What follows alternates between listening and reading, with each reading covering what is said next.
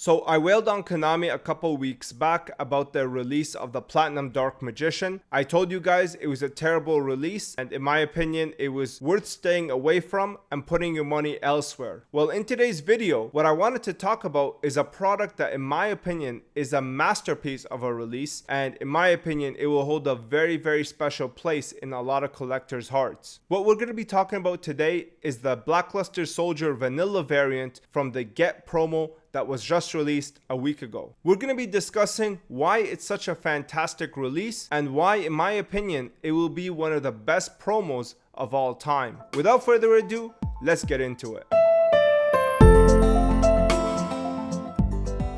Alright, so let me give you some background information. The Get promo is basically a campaign that was started, I believe, in 2020 or maybe 2021. This is a promo campaign that was done by Konami OCG, where if you spend $30 at a store, you get a coupon code where it allows you to enter a raffle for a chance to win a Get promo card. These cards are all limited to 3,000, and I covered them in more depth in this video here. So if you want to learn about the background of these promos, in my opinion, they're some of the most collectible modern cards there is, so you can check that video out. So fast forwarding 4 years into the campaign, we now have the 5th iteration of these promo cards, and it is a reprint of the original Tokyo Dome stainless steel Blackluster Soldier. Let me start off by saying that if there is one card that everybody cites as the rarest card in the world, if it's not Tyler the Great Warrior, it is the stainless steel Blackluster Soldier. This card is super well known amongst enthusiasts or casuals because this is the card that's touted all the time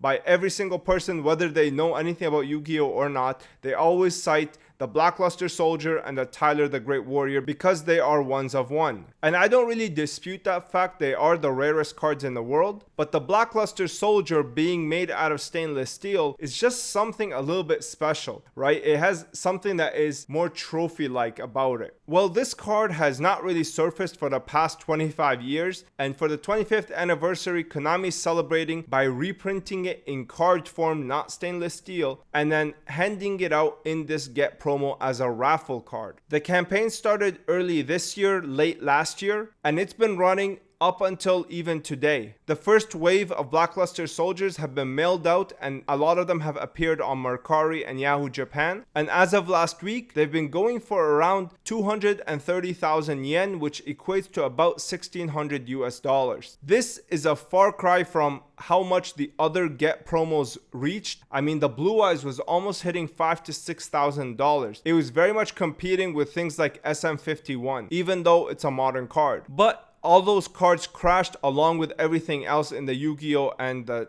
collectible card game industry, and they now hover from $1,000 to $2,000. So the Blackluster Soldier slotted right in there. But unlike the first 4 iterations of the Get promos, which are basically Starlight rares of iconic cards, this one has a completely different look, and it has nothing really like it in the Yu-Gi-Oh world. This card is so original and so unique. It is a reprint of a prize card. It doesn't really touch the identity of the original prize card, obviously, because that one's made of steel. And in my opinion, it doesn't really hurt the value as much as something like the 25th anniversary Kaiba case, which reprinted the Jump Festa. I thought that one hurt a lot more because it pretty much is the exact same card. It just has the Eye of Anubis stamp, which isn't that much of a big deal. While, for example, with this card, the original was stainless steel and there's only one of it, so it's not like there's a way to get the original stainless steel Blackluster Soldier like how you can get the Jump Festa, which was a lot more available even back then. So to me,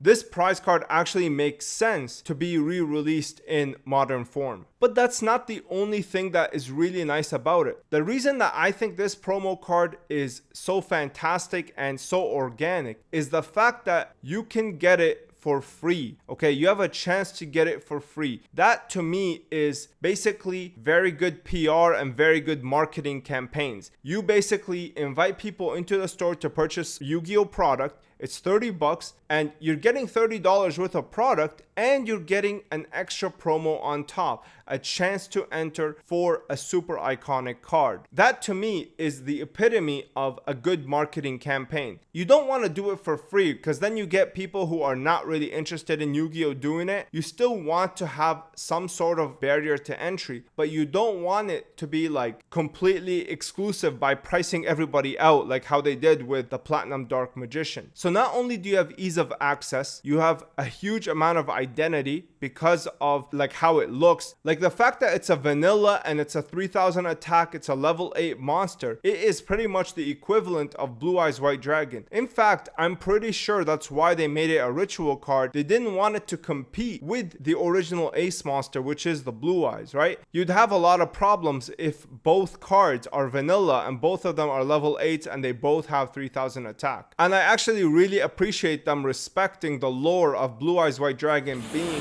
the biggest and baddest vanilla type monster card. So obviously this card is not made for dueling, it's completely made for collectability, but again, they didn't try to use and abuse the collector. They gave him a chance to enter, and if you don't enter, you'll be able to purchase it on the aftermarket. The aftermarket, like I said, has settled around $1,600. I personally will be picking up at least 10 of these cards. Now the price range that I want is probably around $1,000 to $1,200. If I see it drop to this level, I am buying a ton. But at the moment, I purchased one. I have not received it yet, but I will be looking for more of them as more and more get released. So far, there's only been a couple of openings on YouTube. I will be linking them down below so you can see what you're getting. But again, in my opinion, I think that this is truly a masterpiece release. It is the perfect promo campaign. It will age extremely well. The cards are limited, so you know that there's only 3,000 of them. I mean, Jump Festa, there's only 3,000 of those, right? Like, it's crazy to think about the fact that this card is so iconic, it's so limited, it has so much identity, and it's going for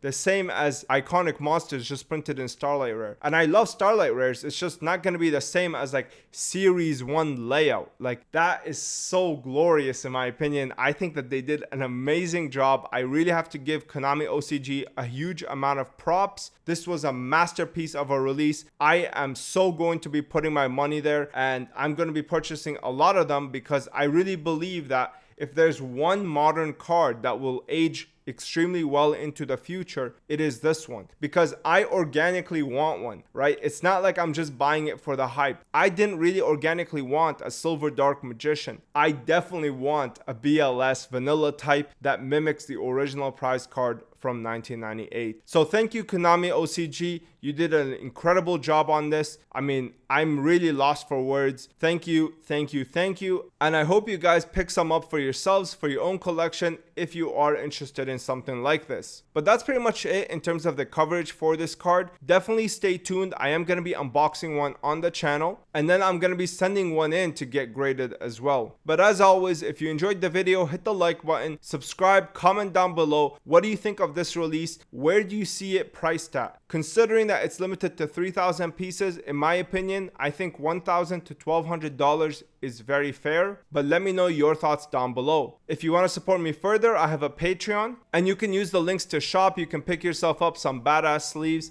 as well as stay up to date with upcoming binder releases, which are coming very soon. Otherwise, I hope you guys enjoyed, and I hope you learned something. I'll see you in the next one. Peace.